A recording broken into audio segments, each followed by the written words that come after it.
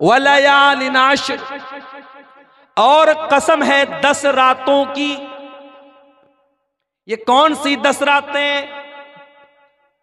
मुफस्सिरीन ने लिखा है, उलमा ने लिखा है, ये जिलहिज्जा की 1 तारीख से लेकर के 10 तारीख तक की 10 रातें। जिस तरीके से रमजान की आखिरी 10 रातों की बहुत फजीलत है, वैसे ही जिलहिज्जा के शुरू के 10 दिनों की बहुत फजीलत है। बल्कि कुछ हदीसों में अल्लाह के नबी फरमाते हैं कि साल भर में किसी नेकी का सवाब उतना ज्यादा नहीं मिलता है जितना इन 10 दिनों की नेकी का मिलता है। रमजान में तो थोड़ी बहुत हम लोग नेकी करते हैं, मगर जिलहिज्जा का जब महीना आता है, कोई बकरा खरीद रहा है, कोई बैल खरीद रहा है, कोई कुर्बानी का जानवर खरीद रहा है, बस उतना ही हम उसका ख्याल करते हैं। जिलहिज्जा के शुरू के 10 दिन बड़े कीमती हैं। अल्लाह ताला कसम खा रहा है, वल फजरी, कसम है फजर के वक्त की, वलयालिन आश्र, और कसम है रातों की, वश्शफ़ी वल वतरी, और कसम है ताक की और जुफ्त की। ताक और जुफ्त समझते हैं, जिसको इंग्लिश में ऑड एंड इवन बोलते हैं। पता नहीं आपके बंगला में या शेरशाबादी भाषा में उसको क्या बोलते हैं। हमारे यहाँ बनारस की भाषा में बोलते फुट और जोड़ा। 2 है तो जोड़ा, 1 है 3 है तो फुट बोलते हैं उसको। आपके यहाँ क्या बोलते हैं? जोड़ बेजोड़। जोड़ बेजोड़ की कसम खा रहा अल्लाह ताला। अल्लाह ताला बेजोड़ है, एक है, वो 2 नहीं हो सकता। दुनिया की हर चीज का जोड़ा मौजूद है। जमीन का जोड़ा आसमान, अंधेरे का जोड़ा उजाला, लड़के का जोड़ा लड़की, हाथ का जोड़ा पैर, हर चीज का जोड़ा मौजूद है। हर चीज का कोई ना कोई अपोजिट मौजूद है। लेकिन अल्लाह तबारक व तआला एक ऐसी जात है, उसका कोई जोड़ा नहीं।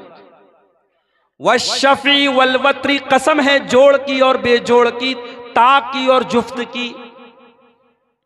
वल्लैलि इज़ा यस्र, और कसम है रात की, जब रात अपना सफर तय करने लगती है, रात गुजरने लगती है। आज की रात भी गुजर रही है। मैं आपके इलाके में अभी आ रहा था, मेरी अहलिया का फोन आया, बात होने लगी, पूछ रही थी पहुंचे नहीं पहुंचे। अचानक जैसे 12 बजा घड़ी में तेज तेज पटाखे की आवाज आने लगी। मेरी अहलिया कहने लगी लग रहा है कोई बारात वारात आई है, कोई मामला है। मैंने कहा बारात वारात नहीं आई है, 31 दिसंबर की रात है। सारी दुनिया में जश्न मनाया जा रहा है, नए साल का इस्तिकबाल हो रहा है। कैसे? शराब पी करके, आतिशबाजी करके, जिना करके, नंगी औरतों को नचा करके, होटलों में अय्याशी करके ये नया साल का जश्न मनाया जा रहा है। और ये नया साल का जश्न सिर्फ ईसाई नहीं मना रहा है, सिर्फ क्रिश्चियन नहीं मना रहा है, सिर्फ अंग्रेज नहीं मना रहा है, ये ला इलाहा इल्लल्लाह और मुहम्मदुर रसूलुल्लाह पढ़ने वाला भी मना रहा है। अरे नादान, तेरी जिंदगी की दीवार से एक और ईंट गिर गई। तू 2024 में 24 साल का था, 2025 आया, तू 25 साल का हो गया। तू अपनी मौत से एक कदम और करीब हो गया। तेरी जिंदगी की किताब से एक पेज और फाड़ लिया गया। तेरी जिंदगी की दीवार से एक और ईंट छीन ली गई। और तू सेलिब्रेट कर रहा है, तू शुभकामनाएं दे रहा है, तू मैसेजेस कर रहा है। नए साल की रात में मैसेज काम नहीं करता। आपको याद होगा, कंपनियों का मैसेज आ जाता है कि भाई आज की रात मैसेज काम नहीं कर रहा है। इतना ज्यादा लोग SMS भेज रहे हैं, इंटरनेट काम करना बंद कर देता है कभी कभी, इतना रश हो जाता है इंटरनेट के ऊपर। वल्लैलि इज़ा यस्र, कसम है रातों की, रात अपना सफर तय कर रही है। यही रात है कोई होटल में नाच रहा है और आप बगला डांगी के इस जलसे में, इस पिंडाल के नीचे बैठ करके अल्लाह और उसके रसूल की बातों को सुन रहे हैं। कोई अल्लाह का बंदा ऐसा भी होगा जो रात के इस सन्नाटे में बैठ करके अल्लाह की बारगाह में दुआएं कर रहा होगा। कोई अल्लाह का बंदा ऐसा भी होगा जो तहज्जुद की नमाज पढ़ रहा होगा, कोई अल्लाह का बंदा ऐसा भी होगा जो अपने गुनाहों पर शर्मिंदा होकर के अल्लाह से माफी मांग रहा होगा, अल्लाह से तौबा कर रहा होगा, अपने गुनाहों पर रो रहा होगा। वल्लैल इज़ा यस्र, कसम है रात की जब वो अपना सफर तय करती है, रात चलती रहती है, रात चल रही है और रात में लोग अपना अपना काम कर रहे हैं। हल फी ज़ालिका कसमुल लिज़ी हिज्र, ऐ मेरे बंदो मैं फजर की कसम खा रहा हूं, मैं 10 रातों की कसम खा रहा हूं, मैं ताक और जुफ्त की कसम खा रहा हूं, मैं मुख्तलिफ चीजों की कसम खा रहा हूं। हल फी ज़ालिका कसमुल लिज़ी हिज्र, क्या किसी अक्लमंद को इस कसम के अंदर कोई अहमियत नजर आती है? क्या ये कसम अक्लमंदों को दावते फिक्र दे रही है? क्या अक्लमंद लोग गौर कर रहे हैं कि अल्लाह कसम क्यों खा रहा है? अलम तरा कैफ फ़अल रब्बुका बिआद, क्या तुमने नहीं देखा कि अल्लाह ताला ने कौम आद के साथ क्या किया? ये कौम आद कौन सी कौम थी?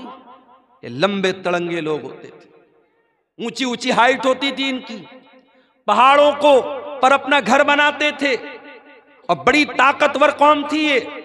मारे ताकत के कहा करते थे मन अशद्दु मिन्ना कुव्वा, हमसे ज्यादा ताकतवर कौन है, हमसे ज्यादा शक्तिशाली कौन है, हमसे ज्यादा सुपर पावर कौन है? अल्लाह कह रहा है तुमने देखा नहीं हमने कौम आद के साथ क्या किया? इरम ज़ातिल इमाद, ये बड़े बड़े लंबे पिलर वाले मकान बनाते थे। अल्लती लम युखलक मिस्लुहा फिल बिलाद, इतनी ताकतवर कौम पैदा नहीं की गई। अल्लती लम युखलक मिस्लुहा फिल बिलाद, ऐसी कौम दुनिया में कभी पैदा नहीं की। व तमूद अल्लज़ीना जाबु सख्र बिलवाद, क्या तुमने नहीं देखा कि हमने कौम समूद के साथ क्या किया? जो कौम समूद पहाड़ों को काट काट करके मकान बनाया करती थी। व फिरऔन ज़िल औताद, और क्या तुमने नहीं देखा कि फिरौन का क्या अंजाम हुआ?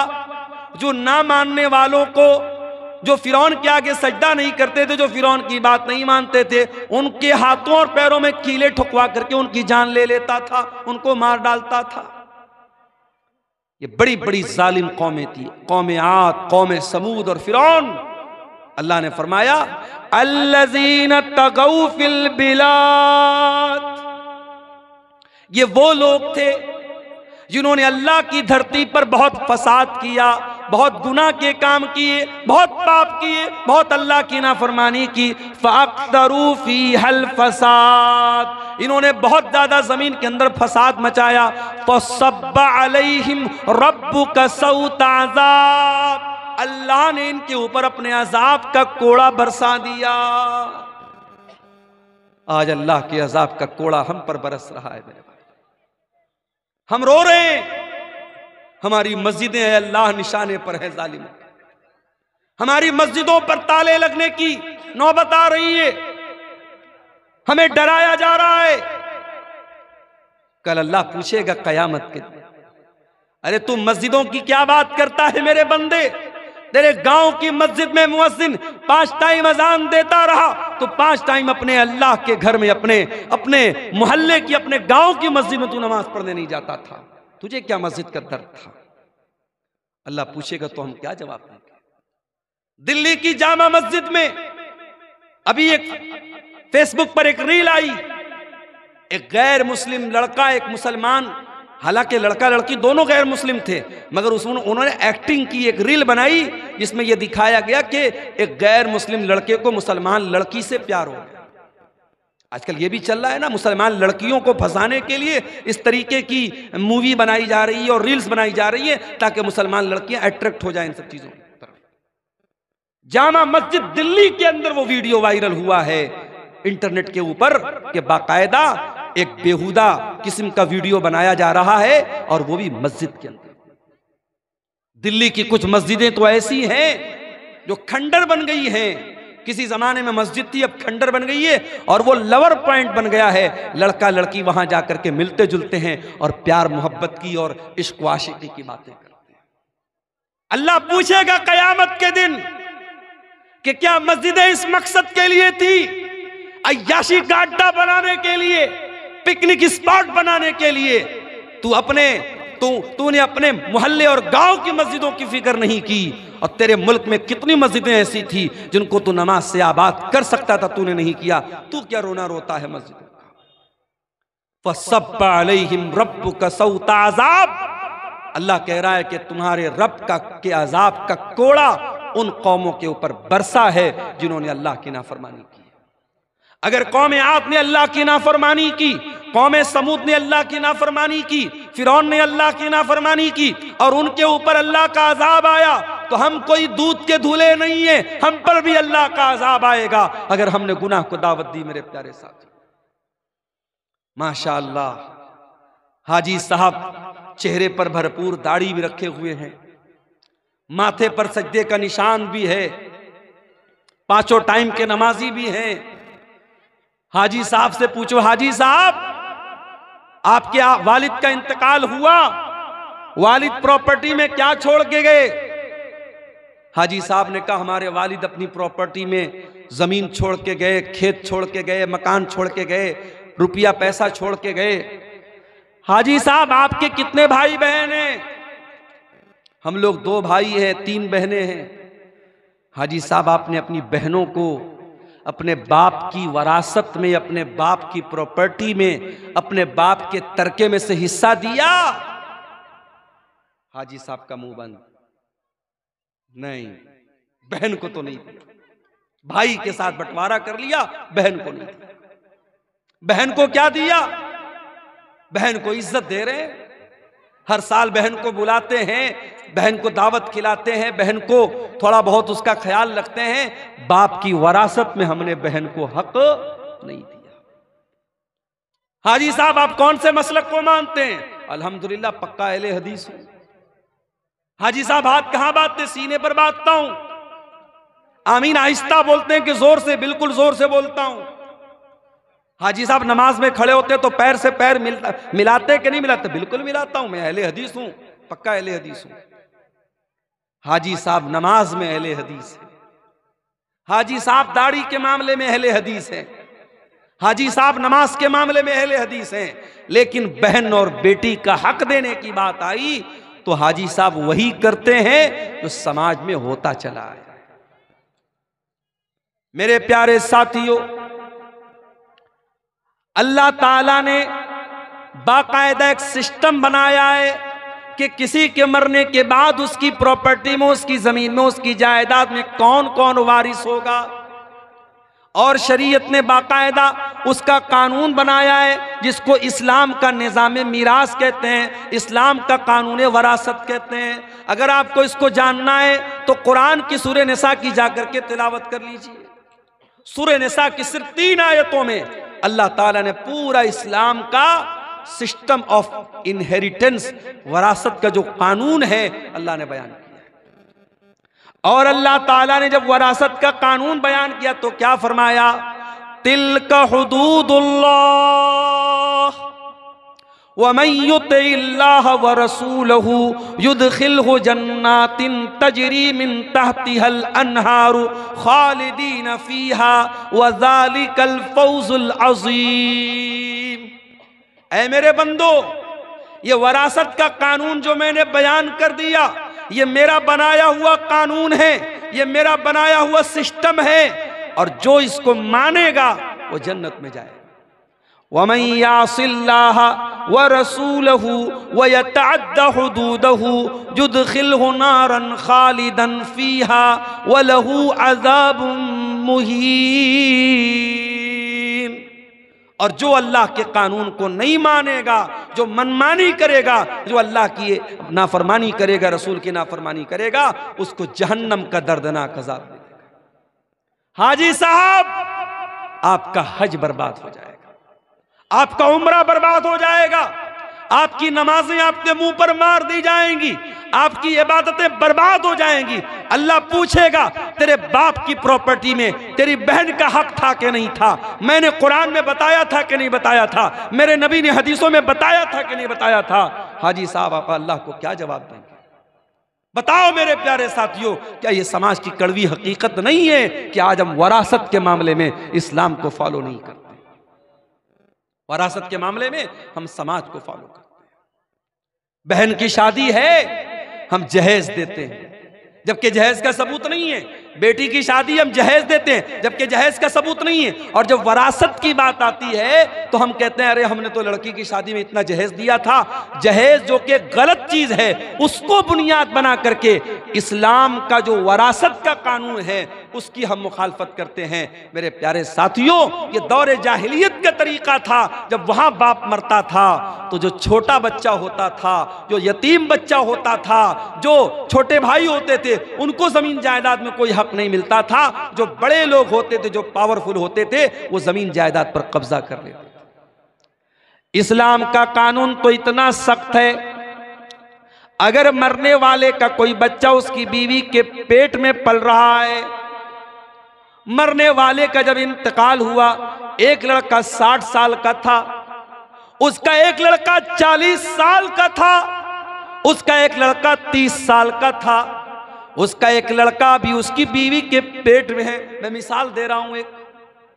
शरीयत क्या कहती है?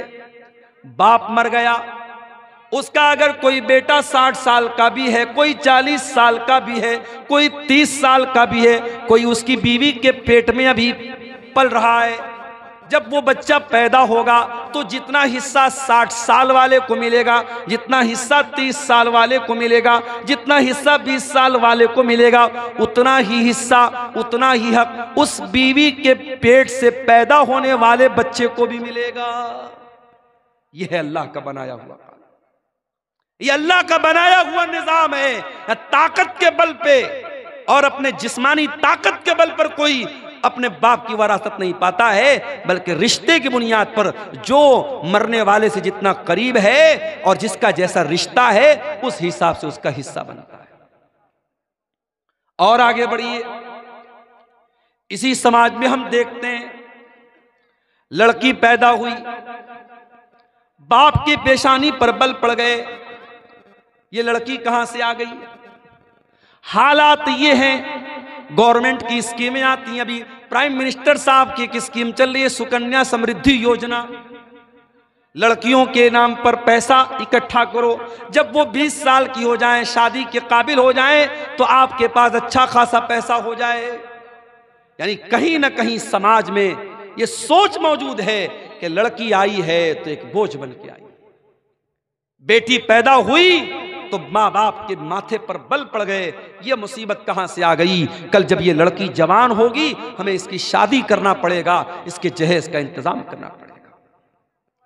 इस जहेज की रस्म ने कितनी बच्चियों की, मेरे प्यारे साथियों, जान ले ली। गरीब बाप अपनी बेटी के जहेज का इंतजाम नहीं कर पा रहा है, बाप चिंता में जिंदगी गुजार रहा है, बेटी चिंता कर रही है कि मेरा बाप कब मेरी शादी करेगा। बेटे तो कभी कभी खुल के बोल देते हैं बाप से, मेरी शादी कराइए। बेटा कुछ करे या ना करे, कमाए या ना कमाए, शादी के काबिल हो गया तो बाप को जाके सुना देगा, मेरी शादी क्यों नहीं करा रहे। बेटी तो नहीं सुनाती ना, बेटी तो शर्माती है। बेटी 25 साल की हो गई, 30 साल की हो गई, 35 साल की हो गई, अब तो रिश्ते नाते आने भी बंद हो गए। मेरे प्यारे साथियों, इस जहेज की रस्म की वजह से कितनी लड़कियों की जवानी बर्बाद हो गई, उनको रिश्ते नहीं मिल रहे हैं। और एक बात बोलूं आपसे, अगर आप जहेज को रोकना चाहते हैं तो आप सिर्फ लड़की वालों को, ये लड़के वालों से के कहने से ये काम नहीं चलेगा कि आप जहेज मत लीजिए। लड़की वालों की भी जिम्मेदारी है कि वो दीनदारी देख करके शादी करें। अगर लड़के वाले लालच कर रहे हैं कि हम ऐसी लड़की क्या शादी करें जहां से जहेज ज्यादा मिलेगा, तो माफ करना, लड़की वाले भी लालची होते हैं और वो तलाश करते हैं ऐसा रिश्ता जहां दामाद बहुत पैसे वाला या सरकारी नौकरी वाला या बहुत बड़ा बिजनेसमैन मिल जाए। अगर कोई मिडिल क्लास का लड़का है, कोई मामूली कमाने वाला लड़का है, उस लड़के के साथ कोई जल्दी अपना रिश्ता करना नहीं चाहता है। ताली दोनों हाथ से बजती है मेरे प्यारे साथियों। जहेज की इस गंदी रस्म के लिए सिर्फ लड़के वाले दोषी नहीं हैं, लड़की वाले भी दोषी हैं। अगर लड़के वाले मोटी रकम, जहेज के नाम पर मोटी रकम तलाश कर रहे हैं, तो लड़की वाले भी उसी हिसाब से दामाद तलाश कर रहे हैं। अल्लाह के प्यारे नबी ने क्या फरमाया, इज़ा खतब इलैकुम मिम्मन तरज़ौन दीनहु व खुल्क़हु, जब तुम्हारी लड़कियों के लिए ऐसा रिश्ता आ जाए, लड़का दीनदार है, लड़का बाखलाक है, फज़व्विजूहु, तो तुम अपनी लड़की की शादी उससे कर दो। देखो अल्लाह के नबी ने 4 बेटियों की शादी की। मालूम है आपको, नबी की 4 बेटियां थी। सबसे बड़ी बेटी का नाम क्या था, कोई बता सकता है? इधर से कोई बताए नबी की बड़ी बेटी का नाम। बोलो भाई, सो गए क्या? मालूम है नबी की बड़ी बेटी का नाम? ज़ैनब। नबी की बड़ी बेटी का नाम ज़ैनब। और दामाद का नाम, ज़ैनब के शौहर का नाम? बोलो, नहीं मालूम? क्या तकरीर सुनते हैं आप लोग? तकरीर सुन सुन के बूढ़े हो गए और आज तक नबी की बेटियों का नाम नहीं मालूम, नबी के दामादों का नाम नहीं मालूम। नबी की बड़ी बेटी का नाम ज़ैनब और ज़ैनब के शौहर का नाम था अबुल आस बिन रबी रजी अल्लाह ताला। नबी की दूसरी बेटी नाम था रुकैया, उनके शौहर का नाम उस्मान गनी। रुकैया का इंतकाल हो गया, नबी ने अपनी तीसरी बेटी की शादी हजरत उस्मान से कर दी। तीसरी बेटी का नाम था उम्मे कुलसूम, इनकी शादी हुई हजरत उस्मान से। दुनिया में हजरत उस्मान इकलौते ऐसे इंसान हैं जिनकी शादी में, जिनके निकाह में नबी की 2 बेटियां आई हैं। और रुकैया, उनकी भी शादी हुई और रुकैया का जब इंतकाल हुआ तो उम्मे कुलसूम की शादी हजरत उस्मान गनी से। और नबी की सबसे छोटी बेटी, सबसे चौथे नंबर की बेटी का नाम था फातिमा, उनकी शादी किससे हुई? हजरत अली से। मेरे प्यारे साथियों, नबी ने अपने बेटियों के रिश्ते करने में दीनदारी देखी है। नबी ने रुपया पैसा नहीं देखा है, नबी ने जमीन और जायदाद नहीं देखी है। आपने सबसे लाडली बेटी, सबसे छोटी बेटी हजरत फातिमा का जब निकाह तय किया हजरत अली के साथ, हजरत अली के पास कुछ भी नहीं था। आपने अली से पूछा, क्या अली तुम्हारे पास क्या है? कहा, अल्लाह के नबी मेरे पास एक घोड़ा है, एक ज़रा है। आपने कहा कि घोड़ा अपने पास रखो, ज़रा बेच दो। ज़रा बोलते थे लोहे की एक ड्रेस होती थी जो जंग के मैदान में लोग पहनते थे। अल्लाह के नबी के हुक्म से हजरत अली ने वो अपनी ज़रा बेच दी, जिसको उस्मान गनी ने 380 दिरहम में खरीदा। और उसी पैसे से अल्लाह के नबी ने हजरत अली से कहा कि महर का इंतजाम करो, क्योंकि हजरत अली अल्लाह के नबी के दामाद भी थे और हजरत अली किसके बेटे थे? अबू तालिब के बेटे थे। और अबू तालिब कौन थे? नबी के चचा थे। तो नबी ने अपने चचा के इंतकाल के बाद हजरत अली को अपनी परवरिश में ले लिया था। तो हजरत अली के गार्जियन भी अल्लाह के नबी थे, तो इसलिए आप हजरत अली के बाप की हैसियत से भी ये शादी करा रहे थे। आपने हजरत अली से कहा तो महर का इंतजाम करो। और उसके बाद चूंकि नई गिरस्ती थी, नया घर बनाना था, हजरत अली के पास कुछ नहीं था, तो अल्लाह के नबी ने हजरत अली ही के पैसे से एक तकिया खरीदा, एक चादर खरीदा और एक पानी का बर्तन मशकेजा, ऐसी जरूरत की 4-5 चीजें खरीदी हैं। कुछ लोग इसको जहेज का नाम देते हैं, माफ कीजिए ये जहेज नहीं था, ये हजरत अली ही के पैसे से अल्लाह के नबी ने इसको लिया था और अपनी बेटी को दिया था। नबी ने रिश्ते में क्या देखा? दीनदारी देखी है मेरे प्यारे साथी। वल्लाह आज मेरे पास ऐसे नौजवानों के भी फोन आते हैं जो बड़े दर्द के साथ और बड़ी तकलीफ के साथ कहते हैं कि मौलाना आज हमारी शादियां नहीं हो रही, अच्छे रिश्ते नहीं मिल रहे, क्योंकि हमारे रिश्ते इसलिए रिजेक्ट हो रहे हैं क्योंकि लड़की वालों को लखपति और करोड़पति रिश्ते चाहिए, आला शानदार मकान चाहिए, सरकारी नौकरी चाहिए। हम दीनदार हैं, हम नमाजी हैं, हम बाखलाक हैं, हम तकवा के रास्ते पे चल रहे हैं, मगर हमें कोई बाप अपनी बेटी देने को तैयार नहीं है। मेरे प्यारे साथियों, जहेज की इस गंदी रस्म को अगर खत्म करना है तो हमें और आपको रिश्ते नाते में दीनदारी को लाना पड़ेगा। अल्लाह के नबी के एक सहाबी थे, उनका नाम था जुलैबीब रजी अल्लाह ताला अन्हु। जुलैबीब बड़े हंसी मजाक करने वाले सहाबी थे। वो अल्लाह के नबी के पास आते थे, हंसी मजाक करते थे, अल्लाह के नबी को हंसाया करते थे। जुलैबीब रज़ी अल्लाह ताला अन्हु के चेहरे पर चेचक के कुछ दाग भी थे, उनके चेहरे पर कई दाग थे, वो ज्यादा खूबसूरत भी नहीं थे, काले कलूटे थे। एक मर्तबा अल्लाह के प्यारे नबी ने हजरत जुलैबीब से पूछा कि ऐ जुलैबीब, क्या तुम्हारी शादी हो गई है? जुलैबीब ने कहा नहीं है अल्लाह के नबी, मेरी शादी तो नहीं हुई है। आपने कहा क्यों, शादी क्यों नहीं कर रहे हो? कहा अल्लाह के नबी, मैं गरीब आदमी हूं, मेरे चेहरे पर चेचक के दाग भी निकले हुए हैं, मैं काला कलूटा भी हूं, मुझे अच्छा रिश्ता नहीं मिलेगा, इसलिए मैं शादी नहीं कर पा रहा हूं। आपने कहा कोई बात नहीं, हम तुम्हें एक अच्छा रिश्ता दिलाएंगे, हम तुम्हारी शादी करेंगे। कुछ दिनों के बाद अल्लाह के नबी के पास एक अंसारी साहबी आते हैं। अय अल्लाह के नबी, मेरी बहुत खूबसूरत एक बेटी है, मैं अपनी बेटी के लिए एक अच्छा रिश्ता तलाश कर रहा हूं। मेरी बेटी बहुत नेक है, दीनदार है, 5 टाइम की नमाजी है, मुत्तकी और परहेजगार है मेरी बेटी। अय अल्लाह के नबी, मैं अपनी बेटी का निकाह करना चाहता हूं, अगर कोई अच्छा रिश्ता हो तो बता दे। आपने कहा कि आपकी बेटी के लिए एक रिश्ता मेरे पास है। सहाबी बहुत खुश हो गए, कहा अल्लाह के नबी जल्दी बताइए किसका रिश्ता है? आपने कहा हम तुम्हारी बेटी की शादी जुलैबीब से करना चाहते हैं। सहाबी जानते थे जुलैबीब को, सहाबी के माथे पर बल पड़ गया, लेकिन चूंकि अल्लाह के नबी की बात थी इसलिए कुछ कह भी नहीं सकते थे। कहा अल्लाह के नबी, मैं एक मर्तबा अपने घर में मशवरा कर लेता हूं, उसके बाद आपको कोई जवाब देता हूं।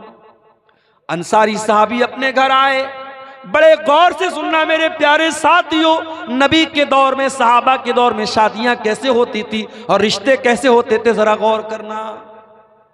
अंसारी साहबी अपने घर आए और अपनी बीवी से कहने लगे कि ऐ मेरी मोहतरमा, है मेरी बीवी, अल्लाह के प्यारे नबी ने हमें एक रिश्ता दिया है, हमारी बच्ची के लिए, हमारी बेटी के लिए एक रिश्ता पेश किया है। उसकी बीवी भी बहुत खुश हो गई। कहा किसका रिश्ता पेश किया अल्लाह के नबी ने?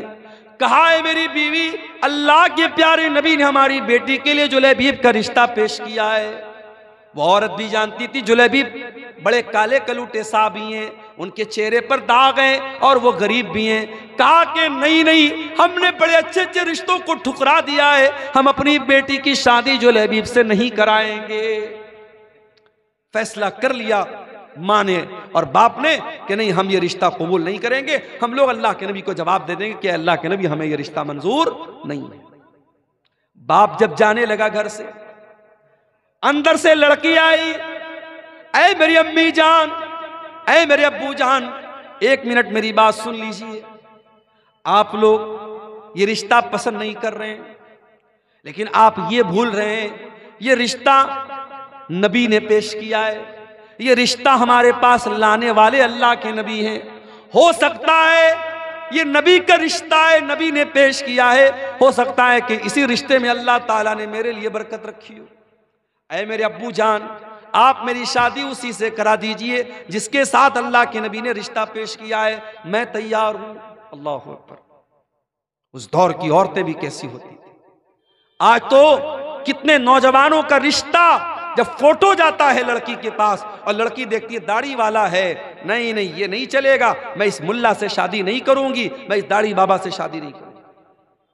कितनी लड़कियां हैं जो जिद करके अपने शौहर की दाढ़ी को छोटा करवा देती, कितनी औरतें हैं जिनके नखरों की वजह से शौहर हराम काम कर लेता है। मेरे प्यारी माँ और बहनों, नबी के दौर की औरतें कैसी थीं। सहाबी की बेटी कह रही है कि अय अब्बा जान, अगर नबी ने ये रिश्ता पेश किया है मैं शादी करने को तैयार।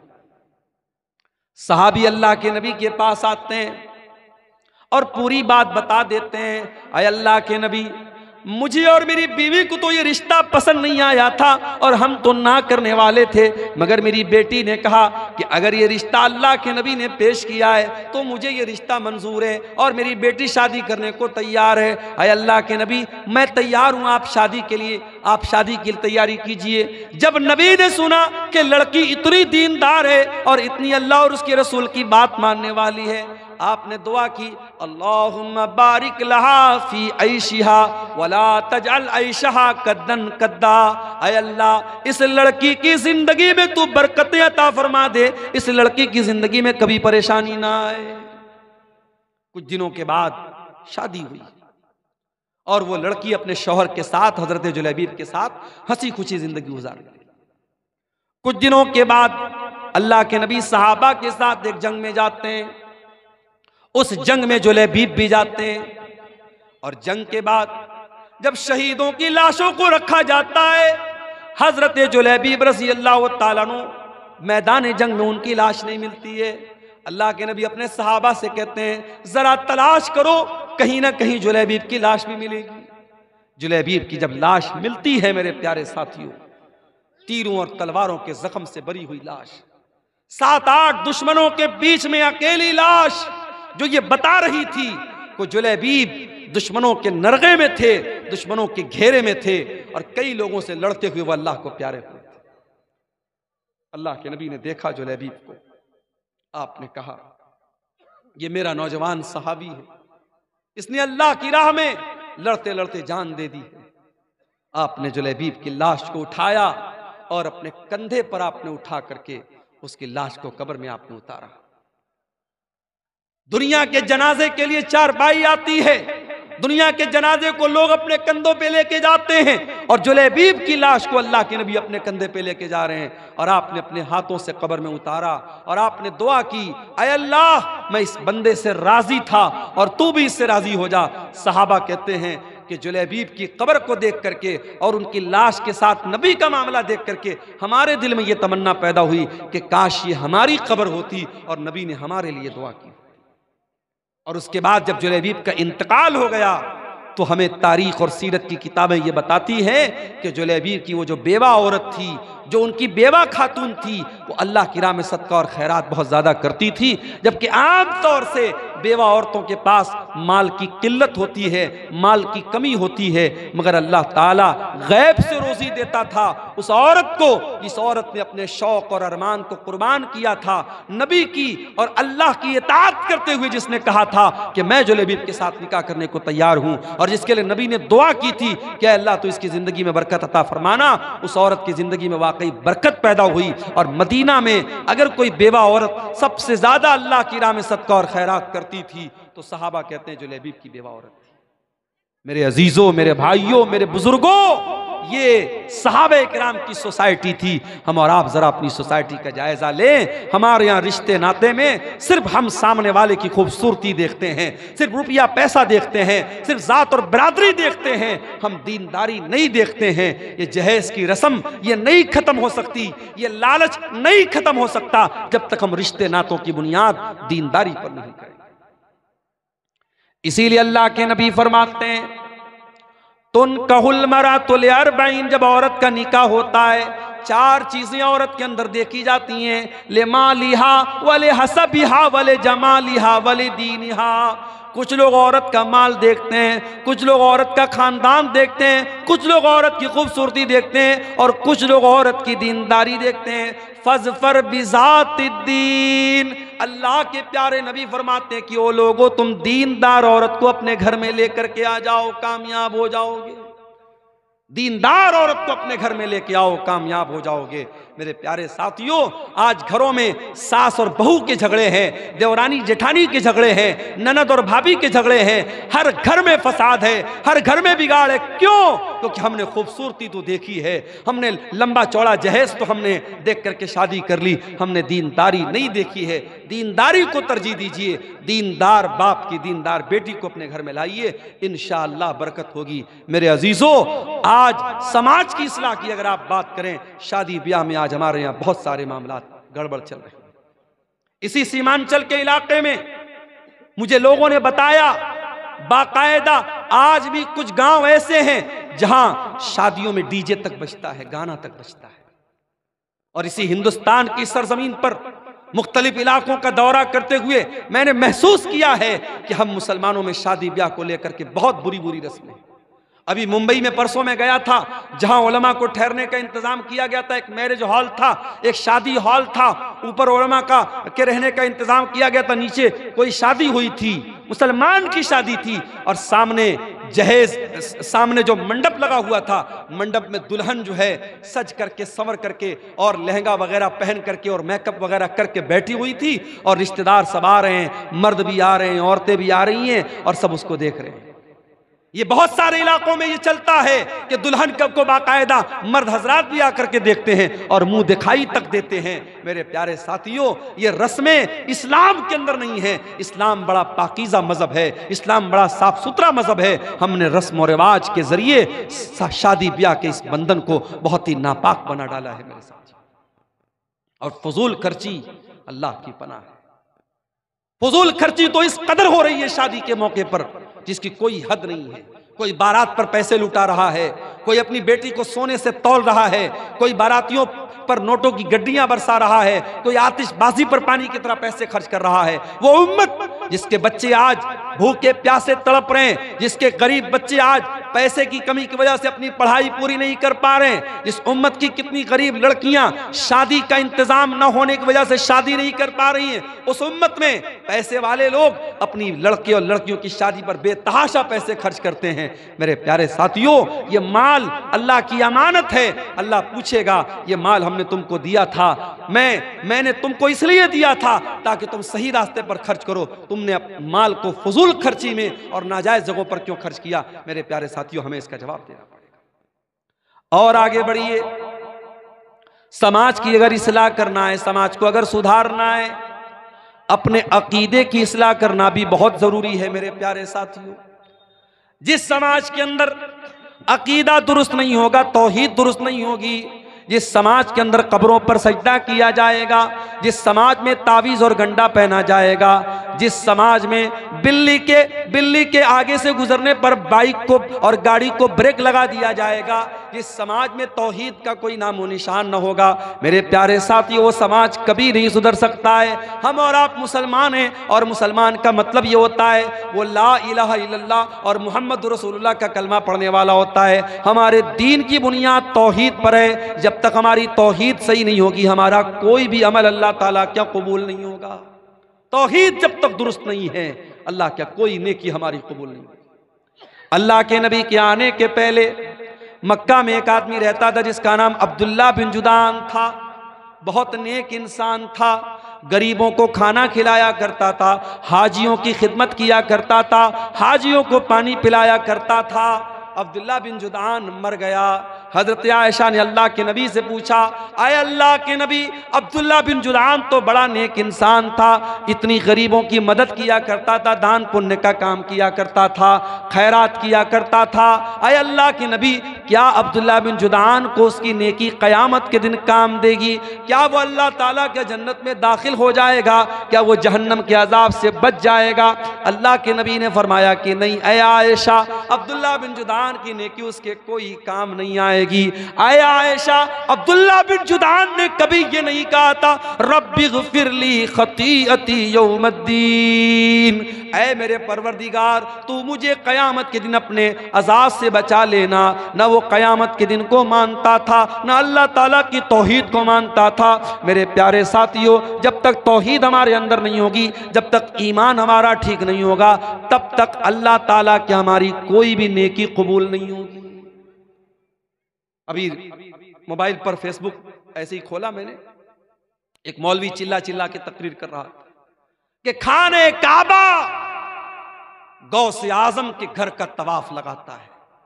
गौसे आजम किसको बोलते हैं? हजरत शेख अब्दुल कादिर जिलानी रहमतुल्लाह अलैह को गौसे आजम बोलते हैं। गौस माने मददगार, आजम माने सबसे बड़ा। गौसे आजम माने सबसे बड़ा मददगार। यानी आज मुसलमान अल्लाह को नहीं, किसी वली को और किसी नेक बंदे को कह रहा है कि वो गौसे आजम है। और मुसलमान का ये अकीदा है कि अल्लाह का घर खाने काबा, जिसका सारी दुनिया के मुसलमान जाकर के तवाफ करते हैं, खाने काबा शेख अब्दुल कादिर जिलानी के घर का तवाफ करता है। मेरे प्यारे साथियों, ये अकीदा मुसलमान रख रहा है और मुसलमान का मौलवी बयान कर रहा है। और यही वो अकीदा था जिसके बारे में मौलाना अल्ताफ हुसैन हाली ने कहा था कि करे गैर गरबुत की पूजा तो काफिर, कवाकिब में माने करिश्मा तो काफिर, झुके आग पर बैर सजदा तो काफिर, जो ठहराए बेटा खुदा का तो काफिर, मगर मोमिनों पर कुशादा है राहें, परस्तिश करें शौक से जिसकी चाहें, नबी को जो चाहें खुदा कर दिखाएं, इमामों का रुतबा नबी से बढ़ाएं, मज़ारों पे जा जा के नजरें चढ़ाए, शहीदों से जा जा के मांगे दुआएं, न तौहीद में कुछ कमी इससे आए, न इस्लाम बिगड़े न ईमान जाए। आज कहीं मुसलमान मुहर्रम पर ताजिया निकाल रहा है, आज कहीं मुसलमान 12 रबीउल अव्वल को डीजे बजा बजा के जुलूस निकाल रहा है, कहीं पेड़ के ऊपर जाकर के धागा बांध करके अपनी बिगड़ी बना रहा है, कहीं हाजी अली की दरगाह पे जाके अपना सर झुका रहा है, कहीं अजमेर में जाके चादर चढ़ा रहा है। ओ मेरे प्यारे भाइयों, अपने अकीदे की, अपनी तौहीद की हिफाजत करना। इस पेशानी को अल्लाह ताला ने सिर्फ अपने आगे झुकने के लिए बनाया है, इस पेशानी को सिर्फ अल्लाह के दर पे झुकाना। मदद मांगना तो अल्लाह से मदद मांगना, बिगड़ी बनाने वाला समझना तो अल्लाह को समझना। मेरे प्यारे साथियों, आज किसी गांव देहात में चले जाओ, नेपाल बॉर्डर पर चले जाओ, मोबाइल आपके पास मौजूद है लेकिन नेटवर्क काम नहीं करता है। मैं अभी नेपाल के इलाके में, बिल्कुल बॉर्डर के करीब के इलाके में गया, जियो का नेटवर्क मेरे मोबाइल पर नहीं आ रहा था। साथियों ने बताया कि मौलाना एयरटेल का नेटवर्क होगा तो शायद यहाँ काम करेगा, कहीं कहीं वो भी नेटवर्क काम नहीं करता है। दुनिया के बाज़ इलाके ऐसे हैं वहां आपके नेटवर्क काम नहीं करेंगे, वहां सारे नेटवर्क जाम हो जाएंगे, वहां हुकूमतों ने जैमर लगा दिया है।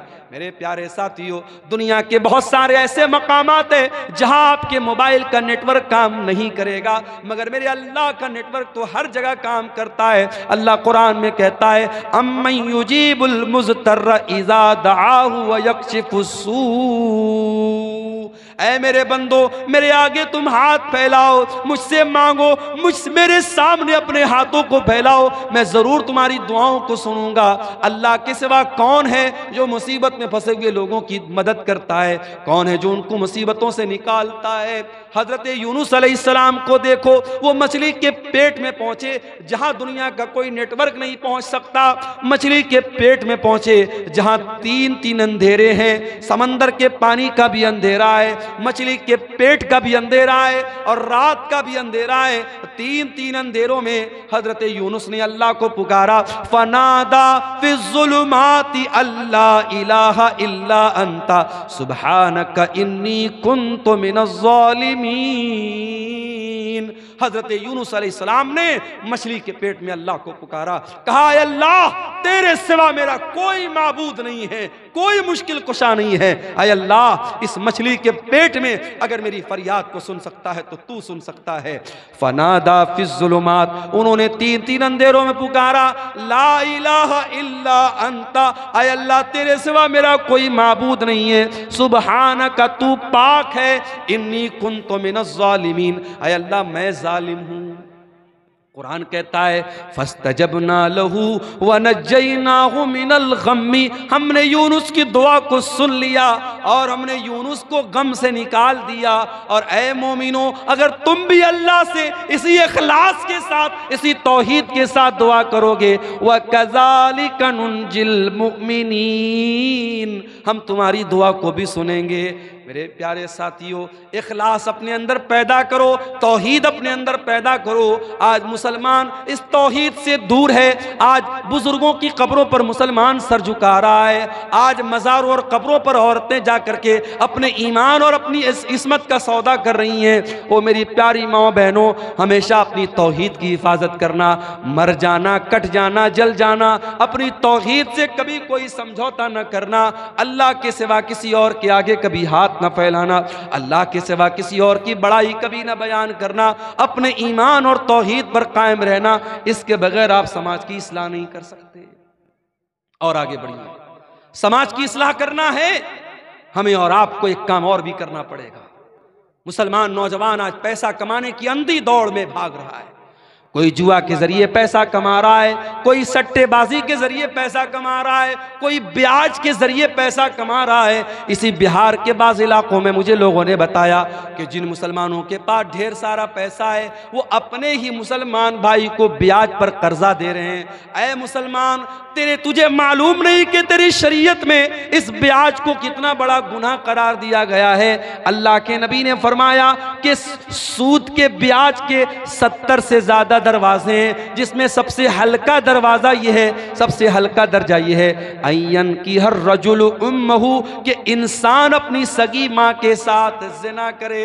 अपनी सगी माँ के साथ जिना करना जितना बड़ा पाप है, जितना बड़ा गुनाह है, उससे भी बड़ा गुनाह ब्याज की रकम खाना है। इस्लाम में ब्याज के लिए कोई जगह नहीं है, और आज मुसलमान ब्याज खा रहा है। कोई बैंक से मिलने वाला इंटरेस्ट खा रहा है, कोई एफडी करा के खा रहा है, कोई अपने ही मुसलमान भाई को ब्याज पर कर्जा दे के ब्याज खा रहा है। मेरे प्यारे साथियों, ये ब्याज की रकम तेरे घर में आएगी, तेरी नेकियों को बर्बाद कर देगी, तेरे घर के चैन को बर्बाद कर देगी, तेरे सुकून को बर्बाद कर देगी। अल्लाह के नबी फरमाते हैं, ओ लोगों कान खोल करके सुन लो, जिस जिस्म की परवरिश हराम कमाई से हो जाए, फन्नारु औला बिही, वो जिस्म जहन्नम की आग में डाला जाएगा। अल्लाह के नबी फरमाते हैं, इन्नल्लाह तय्यिबुन ला यक़बलु इल्ला तय्यिबा, अल्लाह पाक है और पाक चीज़ों को कबूल करता है, अल्लाह नापाक चीज़ों को कबूल नहीं करता है। फिर अल्लाह के नबी फरमाते हैं, ओ लोगो, अल्लाह कुरान में ईमान वालों को भी यही हुक्म देता है, या अय्युहल्लज़ीना आमनू कुलू मिम्मा फिल अर्ज़ि हलालन तय्यिबा, ऐ ईमान वालो, ज़मीन के अंदर जो हलाल चीज़ें वो खाया करो। और अल्लाह अपने रसूलों से कहता है, या अय्युहर रुसुलु कुलू मिनत तय्यिबाति वअमलू सालिहा, ऐ मेरे पैगंबरों, ऐ मेरे रसूलों, पाक चीज़ों को खाया करो, हलाल चीज़ों को खाया करो। रसूलों को भी अल्लाह ने हलाल खाने का हुक्म दिया, और ईमान वालों को भी अल्लाह ने हलाल खाने का हुक्म दिया। और आगे अल्लाह के नबी फरमाते हैं, एक आदमी बहुत लंबा सफ़र करके आता है, उसके बाल मैले कुचैले हो जाते हैं, उसके कपड़े गंदे हो जाते हैं, और वो हाथों को उठा उठा के दुआ करता है और कहता है कि ऐ मेरे रब, ऐ मेरे रब, लेकिन उसका खाना हराम कमाई का, उसका पानी हराम कमाई का, उसका लिबास हराम कमाई का, उसकी परवरिश हराम कमाई की। फ़अन्ना युस्तजाबु लिज़ालिक, अल्लाह के नबी फरमाते हैं, उस इंसान की दुआ कहाँ से कबूल होगी। ओ मेरे प्यारे साथियों, आज हर जलसे में दुआ हो रही है, हर प्रोग्राम में दुआ हो रही है, फिर भी जालिम के जुल्म नहीं रुक रहा है, फिर भी हमारी जानो माल पर हमले हो रहे हैं, हमारी मस्जिदों पर हमले हो रहे हैं। कहीं ऐसा तो नहीं कि हमारी हराम खोरी की वजह से हमारी दुआएं कबूल नहीं हो रही हैं। ओ लोगों, अपनी कमाइयों को हलाल कर लो, जब तक कमाई हलाल ना होगी तब तक अल्लाह ताला दुआओं को कबूल नहीं करेगा। सूद खा रहा है मुसलमान, ब्याज खा रहा है मुसलमान। हमारे कितने नौजवान हैं जो ऑनलाइन जुआ खेल रहे हैं, सट्टेबाजी कर रहे हैं, कोई क्रिकेट के मैच पर सट्टा लगा रहा है, कोई एविएटर गेम में पैसे लगा रहा है, कोई शेयर मार्केट में जो हराम शक्लें हैं उनमें पैसा लगा के पैसा कमाना चाहता है। वो लोगों, हलाल तरीके से करोड़ों कमा लो, हराम तरीके से 10 रुपया भी न कमाना, हराम कमाई आपकी नेकियों को बर्बाद कर देगी। और आगे बढ़िए, समाज की इस्लाह अगर करनी है, अपनी औरतों की भी इस्लाह करना बहुत जरूरी है।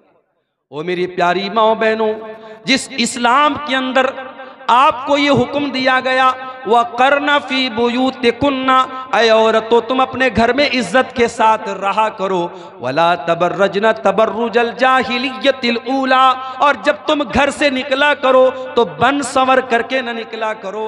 ओ मेरी प्यारी माँ बहनों, आप नमाज पढ़ने के लिए घर से निकलें, आप जुमा की नमाज पढ़ने के लिए घर से निकलें, आप तरावी की नमाज पढ़ने के लिए घर से निकलें। अल्लाह के नबी फरमाते हैं, अगर कोई औरत घर से नमाज पढ़ने के लिए निकली है और ऐसी खुशबू लगा करके निकली है कि वो खुशबू गैर मर्दों तक पहुंच रही है, अल्लाह के नबी फरमाते हैं कि जब तक वो औरत वापस जा करके वो वाला गुस्ल न करे जो नापाकी की हालत में किया जाता है, जो जनाबत की हालत में किया जाता है, यानी मुकम्मल गुस्ल न कर ले, तब तक उस औरत की नमाज अल्लाह ताला कबूल नहीं करेगा।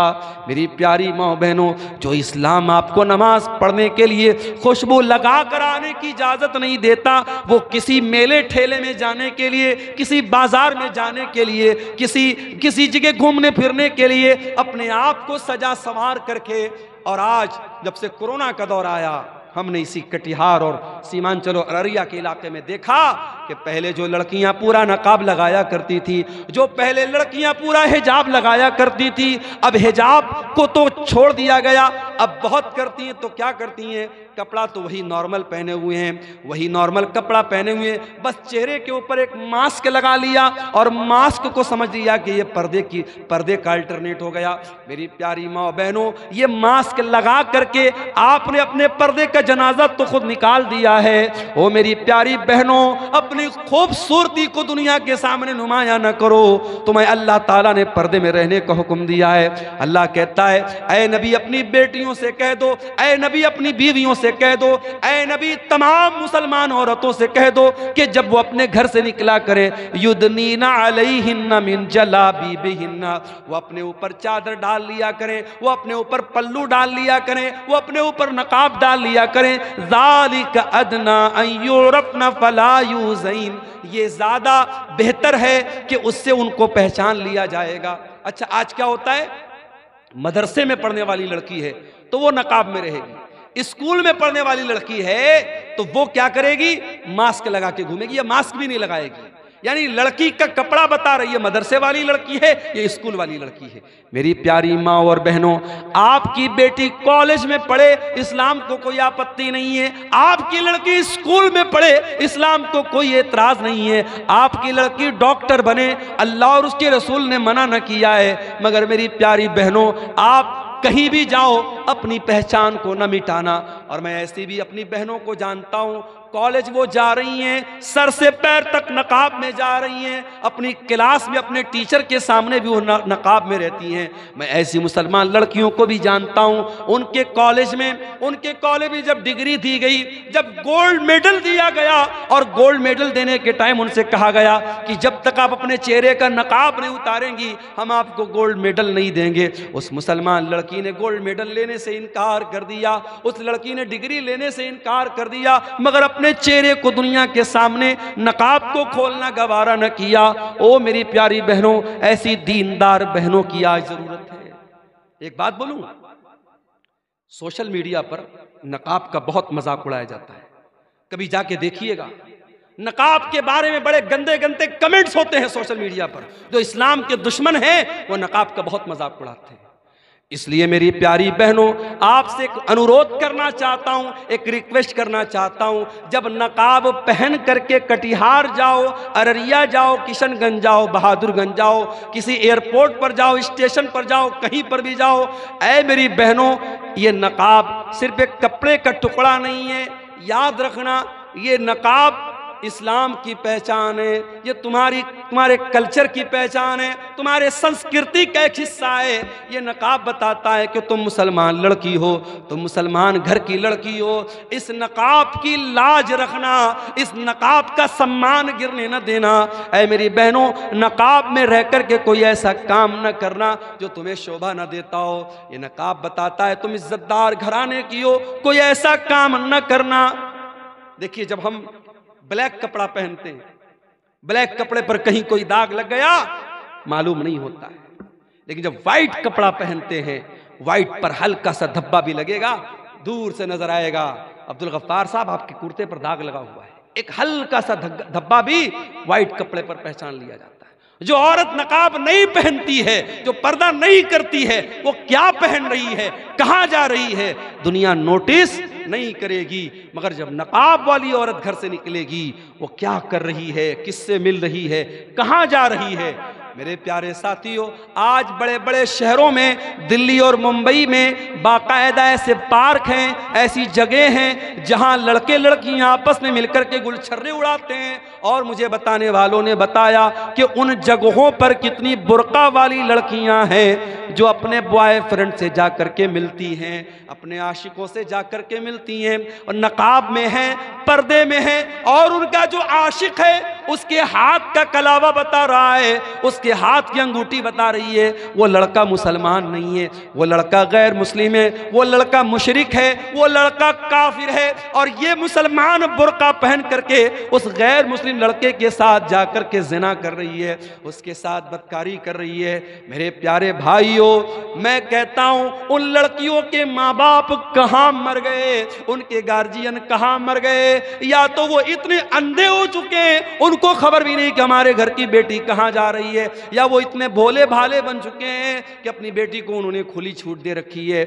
मेरे प्यारे साथियों, आपकी भी जिम्मेदारी है, अगर आप बेटी के बाप हैं, आप बेटी के गार्जियन हैं, ये बहुत बड़ी जिम्मेदारी आपके कंधे पर है। अल्लाह कयामत के दिन पूछेगा, इस कदर बुराई का दौर था, लड़के लड़कियां इतना जिना कर रहे थे और तेरे घर में जवान बेटियां थी, तूने अपने बेटियों की देख रेख क्यों न की, तूने अपनी बेटियों की सही तरबियत क्यों न की। ओ मेरे प्यारे भाइयों, बचपन से अपनी बच्चियों को इतनी अच्छी तरबियत दो, इतना नेक बनाओ, इतना दीनदार बनाओ कि कल जब तुम्हारी बेटियां जवान हो जाएं और गलत कोई काम करने के लिए उनको उकसाएं तो उनके दिल में ये ख्याल आए कि नहीं नहीं, मेरे बाप ने जो तरबियत की है वो तरबियत मुझे गलत कदम उठाने नहीं देगी।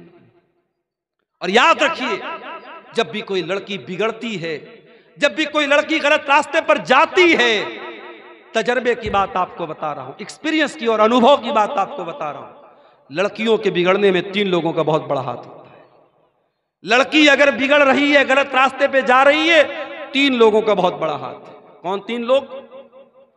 जब हजरत मरियम को बच्चा हुआ, ईसा अलैहिस्सलाम पैदा हुए और मरियम अपने बच्चे को लेकर के कौम के पास पहुंची है, तो कौम के लोगों ने क्या कहा था? या उख्ता हारून मा कान अबूकी इम्रा सौइन व मा कानत उम्मुकी बगिया। ऐ हारून की बहन, मरियम के कोई भाई थे जिनका नाम हारून था, वो भी बहुत नेक इंसान थे। ऐ हारून की बहन, न तो तेरा बाप बुरा इंसान था, न तेरी माँ बदचलन थी। ऐ मरियम, तू ये पाप कहाँ से लेके आ गई? उलमा ने लिखा है, पता ये चला कि अगर लड़की का भाई अच्छा हो, लड़की की माँ अच्छी हो और लड़की का बाप अच्छा हो तो लड़की के बिगड़ने के चांसेस बहुत कम होते हैं। अगर लड़कियां बहक रही हैं, इसका मतलब ये हुआ कि भाई गड़बड़ है या माँ गड़बड़ है या बाप गड़बड़ है। ये 3 रिश्ते बहुत अहमियत रखते हैं। जिस घर में लड़कों के ताल्लुकात लड़कियों के साथ हों और जिस घर में बहन ये देखती हो मेरा भाई रातों में लड़कियों से बात करता है और लड़कियों के साथ घूमता फिरता है, उस घर की लड़कियां भी वो काम करने में हिचकेंगी नहीं मेरे प्यारे साथियों। इसलिए लड़कियों पर चूड़ी टाइट करने से पहले अपने घर के लड़कों पर भी चूड़ी टाइट करो और उनकी भी निगरानी करो और उनको भी गलत काम से रोको। और याद रखो, ज़िनाकारी वो रास्ता है जिस पर से चल के दूसरे लोग हमारे घर तक आ सकते हैं। अल्लाह ने इसीलिए ज़िनाकारी को रास्ता करार दिया है। अल्लाह ने फरमाया, वला तक़रबु ज़िना, ऐ ईमान वालो तुम ज़िना के करीब भी न जाना, इन्नहु काना फाहिशतन, ये बहुत गंदा काम है, वसाअ सबीला, और ये बहुत बुरा रास्ता है। इसी रास्ते पर चल करके कोई तुम्हारे घर की दहलीज तक भी आएगा, कोई तुम्हारे घर की बहू बेटी तक भी आएगा। इसलिए ज़िनाकारी से अपने घर को बचाओ। तो नौजवानों और औरतों से मैं कहना चाहूंगा कि समाज के बिगड़ने और बनाने में आपका बहुत बड़ा किरदार है। इस किरदार को मेरी बहनों, मेरे भाइयों, हमें और आपको समझने की जरूरत है। अब एक आखिरी चीज बयान करके हम बात खत्म करेंगे। सर्दियों का मौसम है, बहुत देर तक आपको बिठाना मुनासिब नहीं है। समाज की इस्लाह अगर हमें और आपको करनी है मेरे प्यारे साथियों, एक काम हमको और करना पड़ेगा। आप जानते हैं, इसी बिहार में स्कूलों और मदरसों में मुझे भाइयों ने बताया कि बड़ी सख्ती हो गई है। पहले टीचर आते थे, कितने बजे आए कितने बजे गए कोई खबर नहीं होती थी। अब ऐप आ गया, अब बाकायदा ऐप पर टीचर स्कूल में आया उसको हाजिरी लगाना है, स्कूल से निकला उसको हाजिरी लगाना है। अगर टीचर स्कूल के बाहर कहीं दूसरी जगह से हाजिरी लगाएगा, ऐप बता देगा कि टीचर साहब स्कूल में नहीं है। अब जाहिर है कि सख्ती बढ़ गई। अब सख्ती बढ़ गई तो अब टीचर को वहां रहना पड़ेगा, और अगर कोई टीचर बगैर छुट्टी लिए स्कूल नहीं आया तो फिर आगे से अधिकारी का फोन आता है कि फला टीचर क्यों नहीं आया। इतनी सख्ती है तो सारे टीचर टाइम से आ रहे हैं, सारे टीचर टाइम से जा रहे हैं। जब सख्ती होती है, या ये कह लीजिए कि जब ये एहसास होता है कि हमें ऊपर वाले को जवाब देना पड़ेगा, इंसान ऑटोमेटिक डिसिप्लिन में आ जाता है। मेरे प्यारे साथियों, हमसे ऊपर और सबसे ऊपर एक जात है और वो अल्लाह की जात है, और वो हर मिनट, हर पल, हर लम्हा हमको देख रही है। दुनिया वाले हमारी रिकॉर्डिंग करें या न करें, अल्लाह तबारक व तआला हमारे एक एक अमल को रिकॉर्ड कर रहा है। और अल्लाह की रिकॉर्डिंग का सिस्टम इतना मजबूत है कि अल्लाह की रिकॉर्डिंग का कैमरा कभी ऑफ होने वाला नहीं है, वो 24/7 ऑन है। अल्लाह के फरिश्ते हर लम्हा रिकॉर्ड कर रहे हैं। अल्लाह कुरान में कहता है, व इन्ना अलैकुम लहाफिज़ीना किरामन कातिबीना यालमूना मा तफ़अलून। ऐ मेरे बंदो, तुम्हारे आमाल को हमारे फरिश्ते रिकॉर्ड कर रहे हैं, तुम्हारी एक एक हरकत को वो नोट कर रहे हैं, एक एक चीज को वो नोट कर रहे हैं। और अल्लाह तबारक व तआला खुद हमारे एक एक अमल को देख रहा है। इन्न रब्बका लबिल मिरसाद, अल्लाह निगरानी कर रहा है। अल्लाह तबारक व तआला तुम्हारे एक एक हरकत पर अल्लाह की नजर है। और जब तुम रास्ता चलते हो, जब तुम रास्ते में जाते हो, तुम्हारी आंखें कहाँ जा रही हैं, तुम क्या देख रहे हो, क्या बोल रहे हो, अल्लाह ताला तुम्हारी आंखों के इशारे को भी जानता है। यालमु खाइनतल आयुनि वमा तुख्फिस सुदूर, अल्लाह ताला तुम्हारी आंखों की चोरी को भी जानता है, और तुम्हारे दिल में क्या छुपा अल्लाह वो भी जानता है। इसलिए मेरे प्यारे साथियों, अगर अल्लाह के सामने खड़े होने का डर नहीं पैदा होगा, अल्लाह के सामने जवाब देने का डर पैदा नहीं होगा, ये करप्शन नहीं रुक सकता, ये भ्रष्टाचार नहीं रुक सकता, ये बुराई नहीं रुक सकती। आज बिहार में बीपीएससी की परीक्षा हुई और उसके बाद पेपर लीक होने की खबर आई। आज पटना में तमाम स्टूडेंट धरने पर बैठे हुए। क्यों ये हो रहा है? ये बार बार परीक्षाएं क्यों लीक हो रही हैं? ये भ्रष्टाचार क्यों हो रहा है? क्योंकि 4 पैसों के लिए आज इंसान लालच में पड़ जाता है और ये नहीं सोचता है कि मेरे इस भ्रष्टाचार से लाखों स्टूडेंट्स का और लाखों लोगों के मुस्तकबिल का जो है उसके ऊपर सवालिया निशान लग सकता है। मेरे प्यारे साथियों, अगर भ्रष्टाचार को रोकना है, अगर करप्शन को रोकना है, अगर चोरी को रोकना है, अगर गुंडागर्दी को रोकना है, अगर हरामखोरी को रोकना है, तो हमें और आपको अपने दिल में आखिरत का डर और अल्लाह के सामने जवाबदेही का डर हमें अपने अंदर पैदा करने की जरूरत है। मेरे प्यारे साथियों, ये प्रोग्राम इस इलाके के मदरसे का प्रोग्राम हो रहा है। मैं आपसे ये भी अपील करूंगा कि इस तरीके के प्रोग्राम जब होते हैं और आपसे बार बार ये अपील की जाती है कि आप इस इदारे को चंदा दें, दान दें, ताउन करें, तो आप ये मत समझिए कि हमारी जेब ढीली करने के लिए कहा जा रहा है, बल्कि ये भी आपको एक तरीके से मौका दिया जा रहा है कि आओ अपने नाम अमाल में कुछ नेकियों को बढ़ा लो, अपनी आखिरत की कुछ तैयारी कर लो, अपने आप को जहन्नम की आग से बचा लो। अल्लाह के नबी फरमाते हैं, इत्तकुन्नार वलो बिशिक्कि तमरा, जहन्नम की आग से अपने आप को बचाओ। अल्लाह की राह में एक खजूर का टुकड़ा देकर के भी अगर तुम जहन्नम की आग से अपने आप को बचा सकते हो तो बचा लो। मेरे प्यारे साथियों, इस तरीके के प्रोग्राम जहां इदारों के ताउन के लिए आपको बुलाया जाए, आप इसको एक फॉर्मेलिटी का हिस्सा ना समझें, एक औपचारिकता ना समझें, बल्कि आप ये समझें कि हमारी आखिरत को बनाने के लिए ये प्रोग्राम किया जा रहा है। और मेरे प्यारे साथियों, आखिर में मैं यही कहूँगा कि हम सब जब तक अपने अंदर आखिरत का डर पैदा नहीं करेंगे, अल्लाह के सामने जवाबदेही का एहसास हम पैदा नहीं करेंगे, हालात नहीं बदल सकते हैं, समाज नहीं सुधर सकता है। अल्लाह ताला हम सबको इसकी तौफीक अता फरमाए। ये 1-2 सवालात आए हैं, इनका जवाब दे के हम बात खत्म करते हैं। कब्रिस्तान की जमीन में जनाजे की नमाज होगी या नहीं? अगर वो जगह कब्रिस्तान के लिए खास है, अगर वो जगह कब्रिस्तान के लिए खास है, लेकिन जहां पे आप नमाज पढ़ रहे वहां पे कोई कब्र नहीं है, तब तो नमाज हो जाएगी। लेकिन अगर जहां पे आप जनाजे की नमाज पढ़ रहे वहां पर कब्रें हैं, कब्रों के बीच में आप जनाजे की नमाज पढ़ रहे या कब्र के ऊपर खड़े होकर पढ़ रहे हैं, तो ये फिर मुनासिब नहीं है। इसलिए कि कब्र के ऊपर खड़े होकर के नमाज पढ़ने से या कब्रिस्तान पर नमाज पढ़ने से अल्लाह के रसूल सल्लल्लाहु अलैहि वसल्लम ने मना किया है। अल्लाह के नबी मर्द और औरत की जनाजे की नमाज अलग अलग जगह पढ़ाते थे या नहीं? ऐसी कोई दलील नहीं है। ऐसी कोई दलील नहीं है कि मर्द के जनाजे की नमाज अलग जगह पढ़ाते थे, औरत के जनाजे की नमाज अलग जगह पढ़ाते थे। हाँ, जब जनाजा आता था, अगर मर्द का जनाजा होता था तो अल्लाह के नबी सर के पास खड़े होते थे, अगर औरत का जनाजा होता था तो बीच में उसकी कमर के पास खड़े होते थे। मर्द और औरत के जनाजे में नबी के खड़े होने का तरीका अलग था, लेकिन जनाजा की नमाज पढ़ाने की जो जगह थी वो एक ही थी। अलग अलग होने की मेरे इल्म में कोई दलील नहीं है। दूसरों की जमीन में नमाज पढ़ना बिना पूछे कैसा है? देखिए, अगर आप किसी के मकान में आपने नमाज पढ़ लिया तो नमाज तो कबूल हो जाएगी, लेकिन यह होता है कि अगर किसी के घर में आप नमाज पढ़ रहे हैं तो उसकी इजाजत होनी चाहिए। लेकिन अगर ये मालूम है कि भाई वो इजाजत नहीं देगा तो नहीं पढ़ना चाहिए, लेकिन अगर आप पढ़ लें तो नमाज हो जाएगी। हाँ, किसी की जमीन पर नाजायज कब्जा करके अगर आप उसमें नमाज पढ़ें तो उसके बारे में उलमा का इख्तलाफ है कि अगर बेईमानी की ज़मीन है, नाजायज़ कब्जा करके कोई ज़मीन हमने एक्वायर की है, उस पर हम नमाज पढ़ते हैं तो नमाज होगी कि नहीं।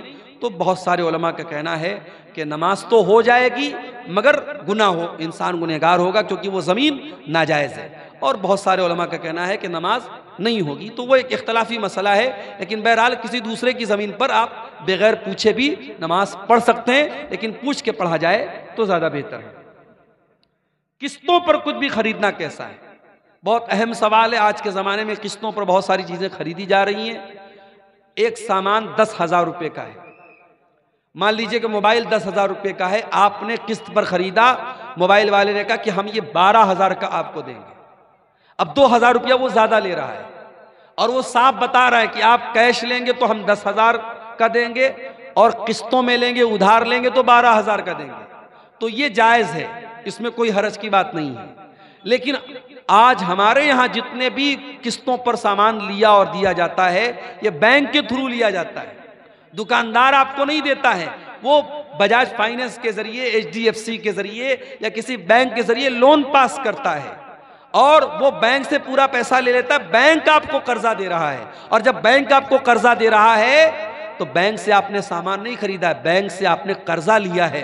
और कर्जे में आप जब बैंक को प्रॉफिट दे रहे हैं तो बात याद रखिए कि कर्जे पर प्रॉफिट लेना भी हराम है और प्रॉफिट देना भी हराम है। इसको बहुत साफ तरीके से समझ लीजिए। सामान में उधार की और नगद की कीमत अलग हो सकती है, लेकिन आप किसी से कर्जा लेंगे तो उसमें अगर कम ज्यादा रहेगा तो वो गुनाह का काम है। और आज जितनी भी फाइनेंस की स्कीम है सब बैंक के थ्रू होती है और वो दुकानदार बैंक से पूरा पैसा लेता है और बैंक आपको उधार दे रहा है। तो इसलिए ये शक्ल सही नहीं है, ये जायज़ नहीं है। दूसरी बात ये कि बास इंटरेस्ट कहते हैं 0% इंटरेस्ट, कहते हैं साहब जितने का सामान उतना ही पैसा आपको देना है, एक्स्ट्रा नहीं देना है, मगर उसमें कुछ ढके छुपे कुछ खर्चे रहते हैं। जैसे प्रोसेसिंग चार्ज रहता है, 10,000 का आप मोबाइल लेंगे, 1,000 रुपया प्रोसेसिंग चार्ज लगेगा।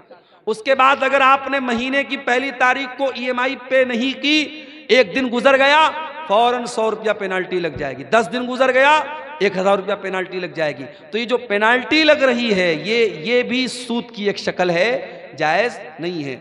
इसलिए हमारे यहाँ जो फाइनेंस का जो सिस्टम है ये बहुत ही ख़तरनाक है शरीयत के एतबार से और इसमें सूद की शक्ल मौजूद है। हमें और आपको इसको अवॉइड ही करना चाहिए, इससे परहेज़ ही करना चाहिए। ये बिल्कुल भी मुनासिब नहीं है, क्योंकि सूद का लेना भी हराम है और सूद का देना भी हराम है।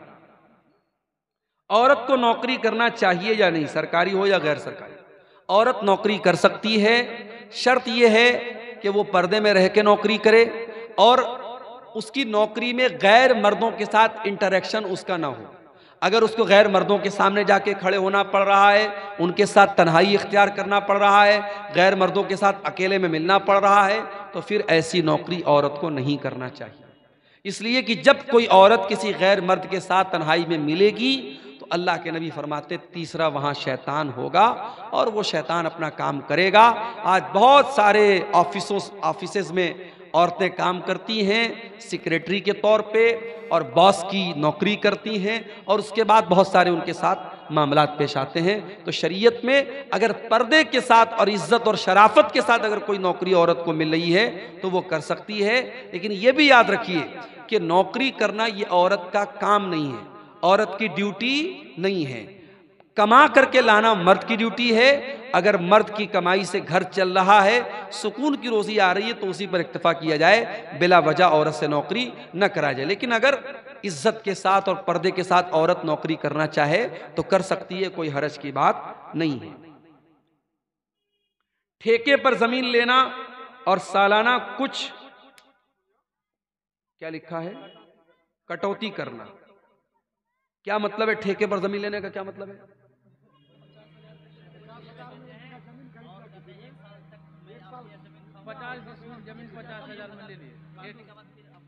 नहीं नहीं, ये गलत शक्ल है ना। देखिए सीधी सी बात है, आपकी जमीन है, मैं पैसा दे करके जमीन ले रहा हूं, तब तो ठीक है। अब मैंने आपको पैसा दिया और आपने मुझे जमीन दिया, अब 1 साल तक मैं आपकी जमीन से फायदा उठाऊं और आप मेरे पैसे से फायदा उठाएं, तो ये शक्ल भी सूद की शक्ल है। इसका मतलब ये हुआ कि आपने मुझको जो जमीन दी और मैंने आपको 1 लाख रुपया दिया, तो 1 लाख मैंने उधार दिया आपको, और उधार का बेनिफिट क्या उठाया जा रहा है कि जमीन ली जा रही है। तो उधार पैसे पर किसी भी तरीके का बेनिफिट लेना सही नहीं है। आप जमीन का अगर लेन देन कर रहे हैं, एक होता है कि एडवांस दे दिया, 1 लाख रुपया हमने एडवांस दे दिया, 1 साल में हम पूरा पैसा अदा करेंगे, वो एक अलग शक्ल हो गई। लेकिन अगर किसी को जमीन हमने पैसा उससे जमीन ले ली और 1 साल तक हमने फायदा उठाया और उसके बाद पैसा वापस कर दिया और जमीन वाले ने जमीन वापस कर ली, तो फिर ये शक्ल सही नहीं है। बाकी मजीद उसकी जो शक्लें हैं वो आप अपने इलाकाई उलमा से समझ लो तो ज्यादा बेहतर है। पति पत्नी आपस में मुलाकात के दौरान किसी प्रकार के, जो बहुत मशहूर चीज़ है हमारे यहाँ, मैं नाम नहीं पढ़ रहा हूँ उसका, सवालात का, क्योंकि बच्चे वगैरह भी बैठे हैं, मियाँ बीवी की मुलाकात के पहले हमल को रोकने के लिए जो तरीक़े इस्तेमाल होते हैं, 2-3 शक्लें हमारे यहाँ ज़्यादा राइज हैं। जैसे वो ख़वातीन गोली वगैरह लेती हैं या मर्द हजरात कुछ चीज़ों को इस्तेमाल करते हैं। तो सवाल पूछा गया कि उसको इस्तेमाल करना कैसा है। तो देखिए, अब जाहिर है कि अल्लाह के रसूल के दौर में या सहाबा के दौर में तो ये चीज़ें नहीं थी, लेकिन उस दौर में भी प्रेगनेंसी ना हो, हमल ना हो, उसके लिए कुछ तरीके अपनाए जाते थे। एक तरीका था अज़्ल का तरीका।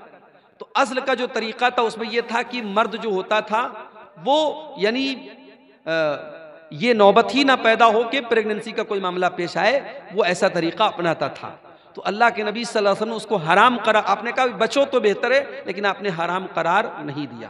तो इसीलिए उलमा का ये कहना है कि अगर इस तरीके की एहतियाती तदाबीर अगर इस्तेमाल की जाए, और वो भी इस वजह से कि भी बच्चा छोटा है, अगला बच्चा अगर पैदा होगा तो इस बच्चे के दूध वगैरह पीने पर या इसकी परवरिश पर मसला आएगा, तो इस सोच के साथ अगर वो उन चीज़ों को इस्तेमाल करता है तो उसकी गुंजाइश बनती है। लेकिन हाँ, सिर्फ इस डर से कि पैदा हो जाएगा तो हम कहाँ से खिलाएंगे, या कोई ऐसा तरीका अपनाना कि परमानेंट हमल न हो, या नसबंदी करा लेना, या इस तरीके का कोई ऑपरेशन करा लेना कि आइंदा औलाद ना हो बिना किसी मजबूरी के, तो ये ठीक नहीं है, ये मुनासिब नहीं है। या इसी तरीके से अगर हमल ठहर गया, हमल के ठहरने के बाद कोई दवा खिला करके हमल को ज़ाय करना, ये सारी शक्लें हराम हैं। इन सब से हमें परहेज करना चाहिए और बचना चाहिए। जब उलमा जहेज लेते हैं तो आम आदमी को क्यों मना करते हैं? बहुत अच्छा सवाल है। उलमा अगर जहेज लेते हैं तो क्या वो आम आदमी को मना नहीं कर सकते? अगर आलिम का काम तकरीर करना है, बयान करना है, और जब वो शादी का मसला बयान करेगा तो क्या इस वजह से कि उसने कभी जहेज लिया था, क्या वो इसको जायज करार दे? नहीं। देखिए, जो चीज गलत है आलिम के करने से वो सही नहीं हो जाएगी। और आप अल्लाह ताला के ये जवाब नहीं दे सकते कि वो हमारे मोहल्ले के तो मौलाना साहब करते थे।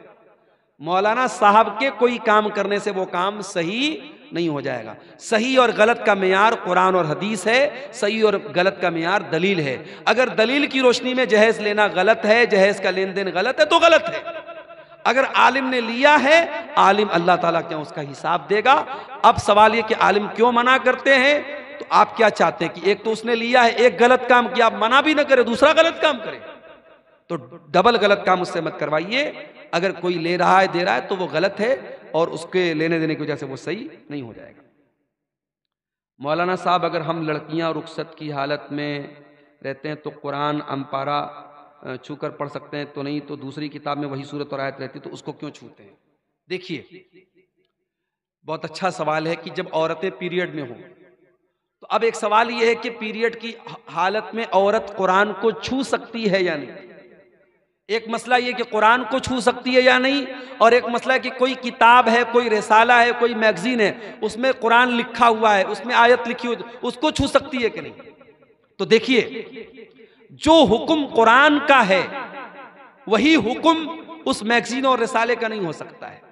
इसलिए कि आप देखिए कि अल्लाह के नबी सल्लल्लाहु अलैहि वसल्लम ने बादशाहों को लेटर लिखा और उसमें बिस्मिल्लाहिर्रहमानिर्रहीम भी लिखा, कुरान की आयत भी लिखी, और बादशाह लोग जाहिर काफिर थे, उनके हाथ में वो लेटर गया। इसका मतलब कि एक जरूरत के तहत वो लेटर उनको दिया गया। तो औरत अगर कुरान को छू रही है और किसी किताब को छू रही है, दोनों बराबर नहीं है, एक बात। दूसरी बात यह कि पीरियड की हालत में औरत अगर दस्ताने के जरिए या दुपट्टे के जरिए कुरान को छुए तो बेहतर है, डायरेक्ट ना छुए। लेकिन अगर मोबाइल वगैरह में कुरान पढ़ना चाहे तो पढ़ सकती है, या बगैर छुए पढ़ना चाहे तो पढ़ सकती है। कोई औरत कुरान की हाफिजा है, अगर पीरियड में वो कुरान पढ़ रही, कोई हर्ज की बात नहीं, पढ़ना मना नहीं है। छूने के बारे में बाज हदीसें ऐसी हैं कि छूना सही नहीं है, तो छूने के लिए वो दुपट्टा या दस्ताना वगैरह इस्तेमाल करे। और तो रिसाला और जो मैगजीन वगैरह है उसको पढ़ सकती है, उसमें कोई हर्ज की बात नहीं। उसका हुक्म वो नहीं है जो कुरान का हुक्म है। मौलाना साहब, क्या हम लोग गोबर से घर पोंछ सकते हैं? देखिए, गोबर एक गंदगी की चीज है, गोबर एक गंदगी की चीज है, और इसीलिए हदीस में गोबर से इस्तिंजा करने से मना किया गया है। गोबर के बारे में कुछ हदीसों में यह भी आया है कि वो जिन्नात की खुराक है, तो इसलिए उसको घर वगैरह में उसको पोंछने वगैरह में इस्तेमाल करना मुनासिब तो नहीं मालूम होता है, लेकिन हम इसको हराम और नाजायज़ तो नहीं कह सकते। इसके बारे में भी आप अपने इलाकाई उलमा से जो इन हालात को ज़्यादा बेहतर समझते हैं उनसे आप रब्ता करें तो ज़्यादा बेहतर है। वल्लाहु आलम बिस्सवाब।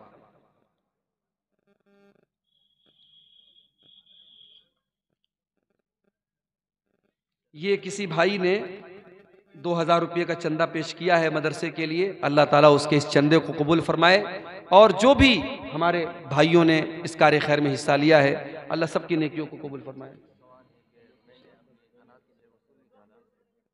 अनाज की जी,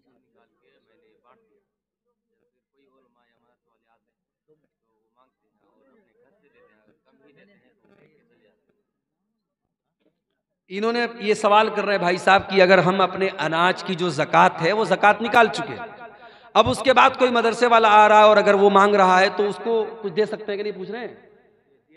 हाँ, देखिए, आपने जब ज़कात निकाल दी, आपके खेत में इतना अनाज पैदा होता है, आपने उसको कैलकुलेट कर लिया कि मेरे ऊपर इतनी ज़कात फ़र्ज है, उतना धान आपने अल्लाह की राह में दे दिया। अब उससे ज़्यादा आपको देना ज़रूरी नहीं है। अब कोई मदरसे वाला आया तो आप सदका के तौर पे, दान के तौर पे उसको कुछ दे दिए तो वो उस पर आपको सवाब मिलेगा, लेकिन वो फ़र्ज नहीं है। फ़र्ज उतना ही है जितना आपके ऊपर ज़कात बनती है।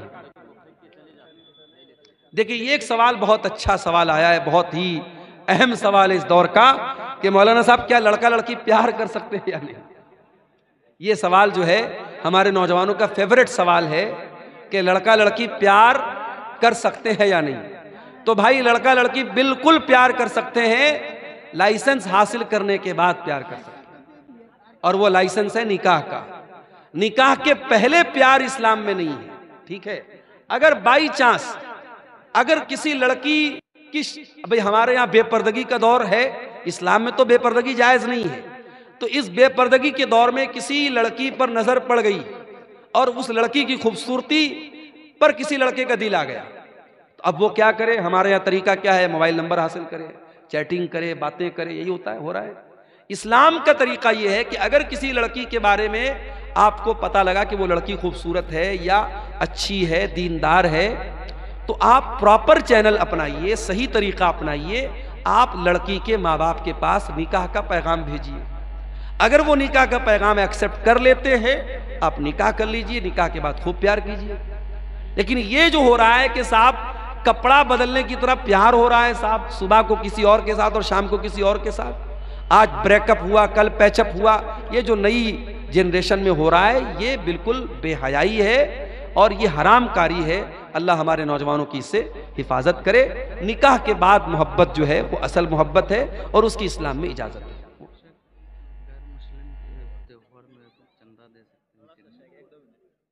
गैर मुस्लिम के त्यौहार में चंदा दे सकते हैं या नहीं? देखिए, गैर मुस्लिमों के जो भी त्यौहार होते हैं, जाहिर है कि वो शिर्क का त्यौहार होता है और शिर्क के त्यौहार में हमें सपोर्ट तो नहीं करना चाहिए। लेकिन अगर हम किसी ऐसे इलाके में रहते हैं जहां सब लोग मिलजुल करके रहते हैं और वहां अगर हमने चंदा नहीं दिया तो फितना फसाद पैदा हो सकता है, मसाइल पैदा हो सकते हैं। तो सिर्फ उनके शर से बचने के लिए, किसी सपोर्ट के तौर पे नहीं, या ये सोच करके नहीं कि हम एग्री हैं इनके शिर्क से या उनके शिर्क में हम शामिल हो रहे हैं, सिर्फ उनके शर से बचने के लिए अगर कुछ रकम दे दी जाए तो उसकी गुंजाइश बनती है, वो जायज है। लेकिन बाज मुसलमान क्या करते हैं, बाकायदा शामिल होते हैं और उनके पूरे त्योहार में हर तरीके से सपोर्ट करते हैं।